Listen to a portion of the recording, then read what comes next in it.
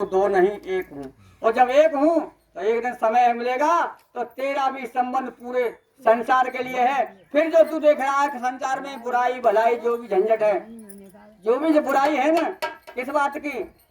पांडवा कौरवों में संग्राम हो गया, किस बात का था? ये तो संसार की माया काया की लड़ाई है। रावण के साथ में संग्राम हुआ, ये काया माया के हुआ। हम और आप आंख खोल के सुन लो, कचहरी में जितने भी जा रहे हैं, ये माया काया की लड़ाई है। और जो सत्य का साथ किया है और संत वर्दी में पहुंच गया, वो कहेगा प्रभु एक दिन तक छोड़नी है ही है। जब माया और काया के पीछे हमें लड़ने की कोई जरूरत तो बच तो जाएगा यार। तो सोच के देखो, साथ तो नहीं जा रही है, लेकिन वहाँ 10 रुपया की सौदा है कोई मेड़ के पीछे, और वहाँ लाखों लाखों खर्च हो गए, पूरा जीवन निकल गया लड़के लड़के। और एक और बड़ी विचित्र माया है, तुमने देखा होगा देवियां होती है जो फार्म डालती थी कभी कभी। अरे जिस लड़का के साथ में तुमने पहली बार तो ससुराल गई होगी, धर्म क्या कहता है, और आप भैंसिया और बकरिया की तरह भाव करते फिरते है भाई। कर रहे नहीं कर रहे, क्योंकि वचन या तुम्हें अपनी ताकत की पता ही नहीं। फिर लोग वहाँ सत्संग में जाते हैं, फिर लोग वहाँ भागवत तमाम दुनिया करा रहे हैं, फिर सोचते हैं कि परमात्मा का करंट हमारे सामने तो आता नहीं, लेकिन बिना बाबूजी कर्म के कहीं भाड़ा मिलने वाला। अरे भैंसिया की तरह धंधा ही कर लो। लेकिन कुछ संतों ने भक्तों ने कहा है, जैसा भी परमात्मा ने दे दिया, सती सावित्री का इतिहास मालूम होगा, और उसमें संकेत मिल गया कि सावित्री को ये भी मालूम था कि 1 साल की अवस्था है, लेकिन सती तो और पतिव्रत नियम में वो दम बन गई कि यमराज जो संसार में जो यमराज एक है ना, बोले जाते हैं, सबको दिखाई किसी को नहीं देते, लेकिन आज भी दिखाई देते हैं, आज भी दिखाई देते हैं। क्योंकि हमें मालूम है, हमारे पिताजी का नंबर आया था कुछ दिन पहले 4-6 साल, जब मैं सत्य के साथ में जुड़ा हुआ था, तो आकर के यहीं पलेट मार दी हमारी तिजोरी में, और 1 आध दिन तक वो घबराते रहे, और दूध जब नंबर आया तो ले गए। क्यों भाई? कहने का मतलब है, यमराज कोई कहता है कि नहीं आते हैं, लेकिन आते तो हैं प्रभु, लेकिन हमें दिखाई क्यों नहीं देते?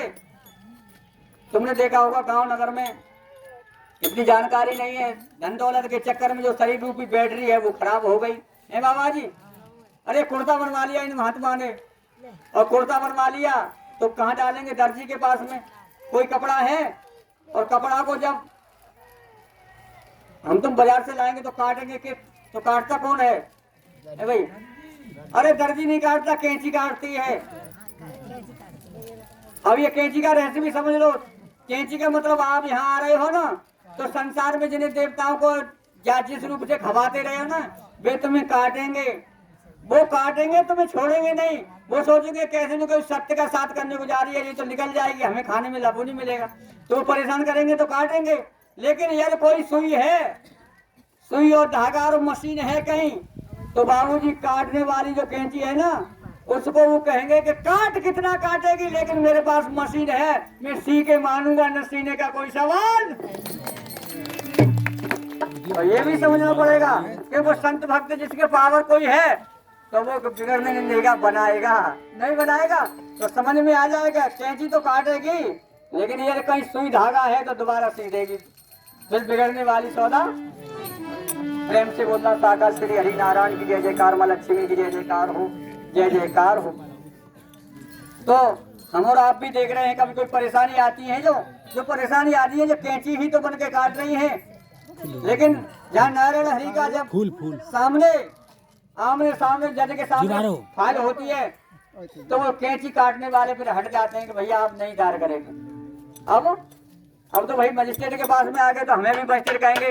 देखो सबका मालिक एक है, भक्ति के लान पर परमात्मा ने सभी देवताओं को पूजा का अधिकारी बना दिया है, और जब परमात्मा का नंबर आ जाता है तो देवताओं को हटना पड़ता है साइड में, क्योंकि बाप के सामने कोई बेटा टिकने वाला।